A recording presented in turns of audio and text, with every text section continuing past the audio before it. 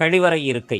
இந்த சமூகம் வாழ்வியல் முரண் அப்படின்னு எதையெல்லாம் அப்படி மூடி வச்சிருக்கோ அது எல்லாத்தையும் திறந்து இது இவ்வளவுதான்ப்பா அப்படின்னு பட்டவர்த்தனமான உண்மைகளை பேசி இருக்கிற புத்தகம் தான் கழிவறை இருக்கை.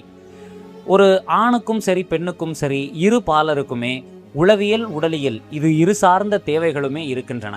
ஆனால் இதன் வெளிப்பாடு வருகிற போது ஒரு ஆணை இந்த சமூகம் எவ்வளவு சாதாரணமாக கையாள்கிறதுன்னோ அதே வெளிப்பாடு ஒரு பெண்கிட்ட இருந்து வரும்போது இந்த சமூகம் அவளுக்கு என்ன பேர் கொடுக்குது அப்படிங்கிறதையும் ரொம்ப பிரமாதமாக இந்த புத்தகம் முழுக்க சொல்லியிருக்காங்க.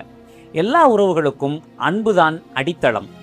அந்த உறவுகளுக்கும் சரி உயிர்களுக்கும் சரி இவங்களுக்கு நடுவில் இருக்கிற எல்லா விஷயத்துக்கும் அன்பு செய்கிறது ஒரு அடித்தளமாக இருக்கின்றது. ஆனால் ஏதோ ஒரு காலகட்டத்தில் நாம் அன்பு செய்வதை மறந்து அதை மறைப்பதற்கு கற்றுக்கொள்ளுகிறோம். அது நம்முடைய வாழ்க்கையில் என்னவெல்லாம் பாதிப்புகளை ஏற்படுத்துகின்றது அப்படிங்கிறதையும் ரொம்ப தெளிவாக பேசியிருக்கிறாங்க. கடைசியாக நாம் இது தப்பு, இதெல்லாம் தீட்டு, இதெல்லாம் இந்த வயதில் தேவையில்லாதது அப்படின்னு எதையெல்லாம் குழந்தைகளிடமிருந்து மறைத்து வைத்து ஒழித்து வைத்து கொண்டிருக்கிறோமோ இந்த சமூகத்தில் ஆழ்ந்து பார்க்கும் பொழுது அதே குற்றங்களுக்குத்தான் அந்த குழந்தைகள் ஏதோ ஒரு காலகட்டத்தில் ஏதோ ஒரு இடத்துல பலியாகிறாங்க. அப்படி இருக்கும்போது இதை ஏன் குழந்தைகளிடம் பட்டவர்த்தனமாக இதுதான் அப்படின்னு சொல்லி வெளிப்படுத்த முடியாது அப்படிங்கிற ஒரு அற்புதமான கேள்வியையும் தனியாக முத்திர மாதிரி பதிச்சிருக்கிறாங்க.